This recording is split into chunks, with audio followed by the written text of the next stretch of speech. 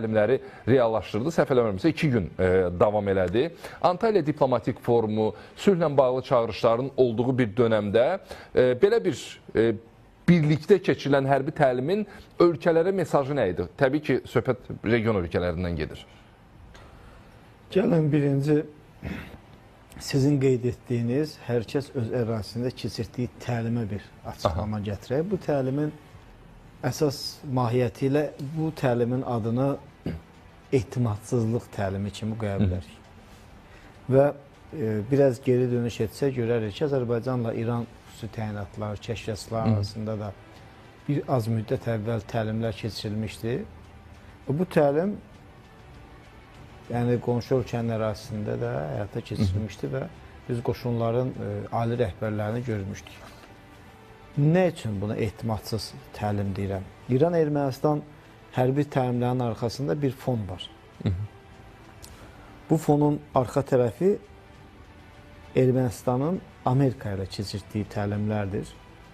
Və Amerikanın, Pentagonun prototipi olan Cənubi Qafqaz bölgəsini nəzarətə alacaq, oradan Rusiya və İrana sıçrayacaq bir məxfi kəşfiyyat mənsubu Ermənistanda tikilib, 10 milyon dollarlıq xərclə bütün kəşfiyyat ünsürləri. Ona görə də İran Ermənistanla münasibətləri qursa da Ermənistanın hərbiçilərinin tərkibində Amerikanın və yaxud digər ölkələrin xüsusi xidmət orqanlarının olmamasını istina etmir. Ona görə də Ermənistanın hərbiçilərini İran ərazisində buraxılmadı.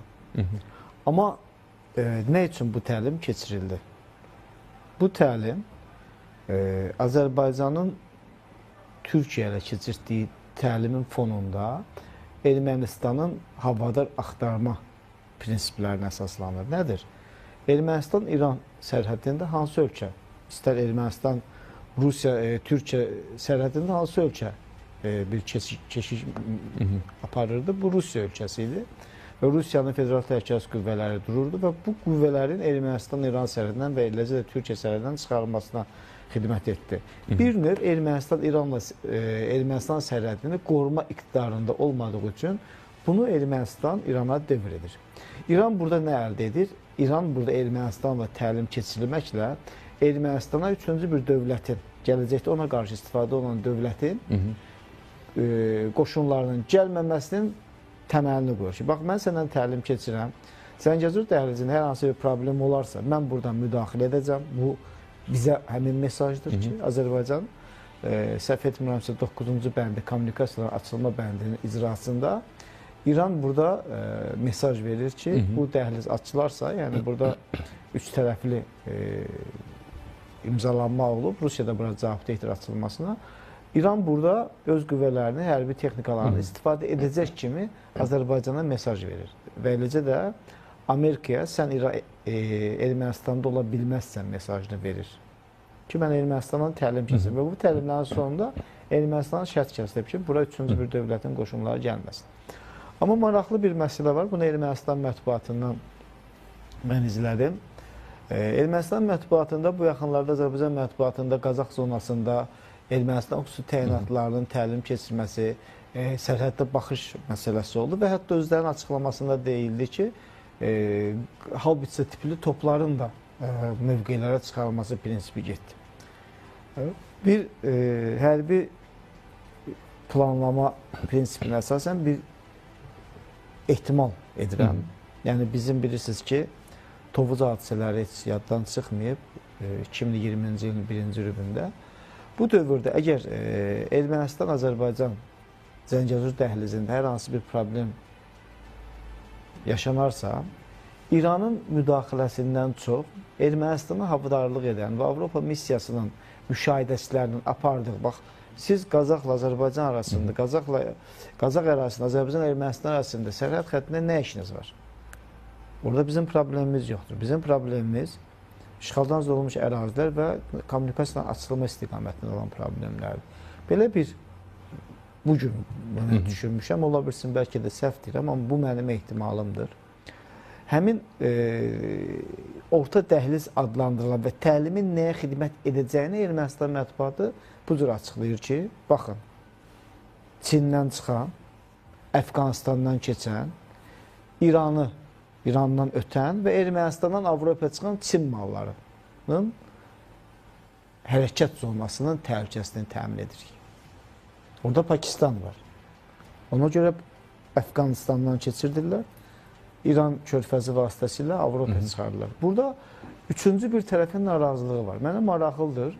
Onlar bu informasiyanı ortaya gətirəni düşünmədilər ki, Çinin maraqları Amerikanın maraqları ilə burada toqquşur. Və işte Amerikanın təlimlərinin keçirilməsi, Ermənistana bazaların yerləşdirilməsi prinsipində orta dəhlizə nəzarət Ermənistan ərazisindən aparılması layihəsi gedirdi. Bəli, qayıdıram Qazax istiqamətində kəşfiyyat xarakterli hərbi proseslərin gedişinə.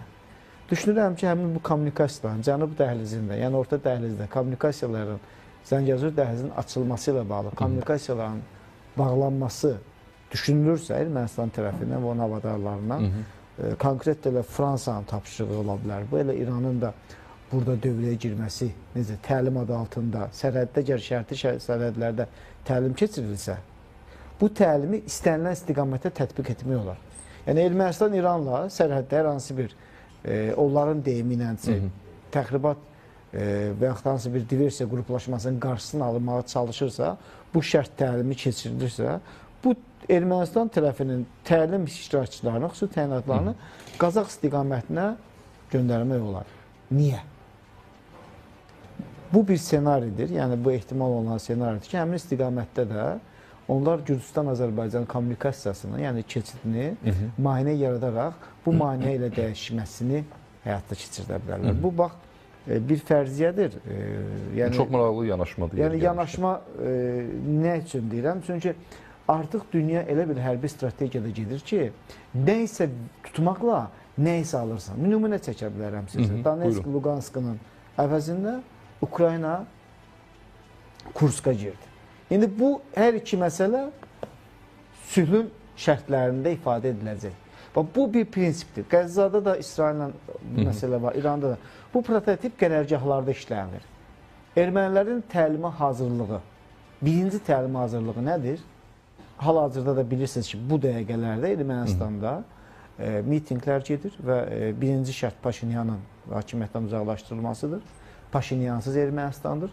İkinci şərt qondarma rejimin, xunta rejiminin geri qaytarılması şərtidir və s. və s. Bu fon, bu miting sizin də qeyd etdiyiniz Antalya forumu çərçivəsində dünya bir mesaj deyilmi ki, Azərbaycan-Türkiyə münasibətlərinə və Türkiyənin ədalətlə, yəni Hakan Fidanın çıxışını tam təhlil eləsək, onun deyimində deyilir ki, silahla deyil, böyük diplomatiya ilə müharibələri həll etdirmək olar. Bu, müharibə aparmaqdan daha çətindir. Buna da bir mesaj edir ki, siz sülhdən danışarkən Azərbaycan-Ermənistan sərhədlərində müharibəyə hazırlıq gedir. Ermənistan bir mənalı deyirəm, Ermənistan müharibə hazırlaşır. Ermənistanın havadarları, Paşinyan hələ ortadadır, yəni bir oyun, Paşinyanı oynadan bir şəxslər var, yəni bir qlobal güclər var. Paşinyan hələ oynayır ki, İran, Amerika və Rusiya prosesləri necə gedəcək Ukraynada. Ondan sonra lazımi adam devrəyə girəcək.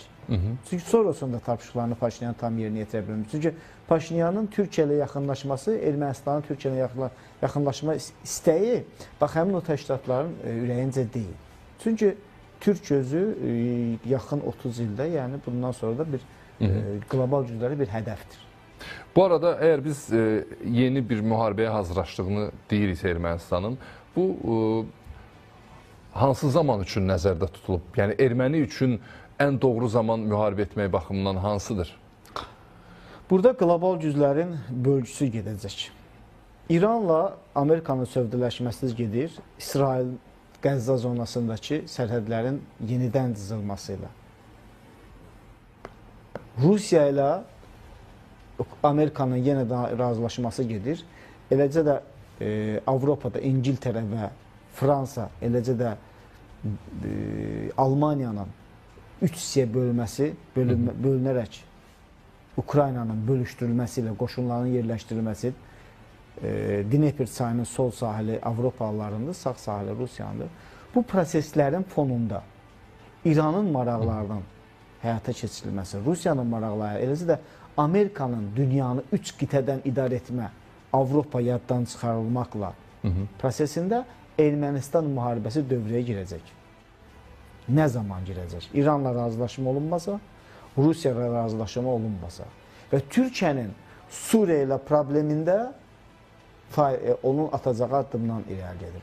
Ermənistan hər bir bax, təsəvvür edin ki, Rusiyada, İranda, Türkiyədə bir barıt çəlləyidir. Bu barıt çəlləyinin fitili, yəni partlayışı Ermənistandır. Biz Ermənistana kiçik, zəif bir dövlət kimi qiymətləndirə bilərik. Məğlub edilmiş bir ölkə kimi qiymətləndirə bilərik. Ermənistan bu ölkələrə, qeyd etdiyim 3 ölkəyə Azərbaycanda bir o qədər təhlükəli deyil. Çünki Azərbaycanın beynəlxalq aləmdə o qədər də düşmənləri yoxdur. Yəni, cənab prezidentin apardığı siyasət bütün ölkələrlə bərabər diplomatik form var. Amma iddialı ölkələrdə, həm Rusiyada, həm Türkiyədə, həm İranda. Bu ölkələr üçün açar müharibə açarı Ermənistandır. Rusiya neytral qala bilsə, İrana qarşı Ermənistandan istifadə olunacaq. Türkiyə neytral qalsa, Ermənistandan Rusiya istifadə olunacaq. Bu üç ölkəni ümumiyyətlə baş-başa qoya bilmirlər. Türkiyə, Rusiya, İran bunu çalışırlar. Ona görə Ermənistan, hələ sizin verdiyiniz suala gəlirəm. Bundan sonraki 25 ildə, 25-30 il arasında və Azərbaycanda bunu mütləq şəkildə qeyd edək. Bu sabitliyin, bu siyasi kursun, bu siyasi iradənin, bu hərbi gücün davamlılığı prinsipində, ortağında Ermənistanı bizdən döyüşə heç kim ata bilməyəcək. Amma Ermənistan döyüşə hazırlaşacaq. Aydındır. Mən fürsət düşmüşkən günün əsas hadisələrindən biri Rusiya-Ukrayna müharibəsinə də nəzər yetirməyinizi xahiş edəcəm. Çünki Rusiyanın Sumi şəhərinə bir hücum oldu. 40-a yaxın insan dünyasını dəyişdi. 100-ə yaxın insan yaralanıb. İndi xəbər çıxıb ki, Xersona da bir hücum olub. Orada da ölən var, yaralanan var. Ayın 15-i və 16-sında Ankarada Rusiya-Ukrayna görüşü olmalıdır. Deməli, rəsmilərdən söhbət gedir. Görüşə 2-3 gün qalmış Rusiya yaman aktivləşib və yaşayış yerləri vurulur. Mülki insanlar dünyasını dəyişir. Bu nəysə izah etməyə çalışırlar və ya nəsə göstərməyə... Danışığa gəlməsəz, yəni bu təzyiqlər artıq daha betər olacaq anlamına gəlir. Daha betər olacaq. Çünki artıq Rusiya Ukrayna baxımından Amerikadan öz, necə deyimsə, qarantını alıb. Rusiya Trumpla danışır, Putinlə, belə konkret deyək, Rusiya, Amerika deməyək, şəxslərini Trumpla Putinin razılaşmasına görə artıq Ukrayna məsələsi bəllidir. Və birinci fon razılaşma olmasa bundan da betər olacaq, siz ifadə etdiniz. İkinci fon Ukraynanın indiki iqtidarı ilə sülh müqaviləsi imzalanmayacaq. Mən Rusiya Federasiyasının prezidentinin ümumiyyətlə çıxışlarını da, onun son gedişlərini, həm də bilirsiniz, ehtiyatda olan hərbiçidir. Yəni, hərbiçidir daha doğrusu, ehtiyatda yox, elə hərbiçidir. O, Almaniyada xidmət edir və bütün Sovet dövlətinin problemlərini, qalıq problemlərini bilirdi. Məsələ bundadır ki, o müharibənin ilk əvvəlində o söz ki ifadə edir, o sözə görə öz sözünü yiyib Zelenski ilə görüşmək istəmir. O Zelenski ilə görüşmək istəmir. Mən düşünürəm ki, əsas şərtlərdən biri də bu zərbələrin nəticəsində daxili asayişin pozulması ilə Zelenskinin də seçim dönəmi bitərsə, yəni Rusiya Zelenski ilə masaya oturmayacaq. Türkiyə buna çalışır. Amerika buna çalışır, Trump buna çalışır. Hətta Trump bu görüşün olmaması üçün bir şərt də qoydu ki, yaxın 3 ay ərzində bu olmazsa, mən Rusiyaya qarşı sanksiyalarımı gücləndirəcəm. Məqsad sən gücləndirəcəksənsə, nə üçün sən sanksiyalara yumuşatma verdin? Səbəb nə idi? Bax, səbəb buradadır. Ən ciddi səbəb buradadır. Rusiya İranla Amerika razılaşmasa, Rusiya çəkiləcək və İran tək qalacaq Amerika ilə baş-başa. Ki, mən Donetsk, Lugansk, baxın, Trump hakimiyyəti 5 vilayətin Rusiyanın hakimiyyəti altına qalmasını məsələnin həlli kimi qiymətləndirir. Zaporojye, Donetsk, Lugansk, bir də 2 dənə ərazidir ki, bu qalmalıdır. Rusiyada?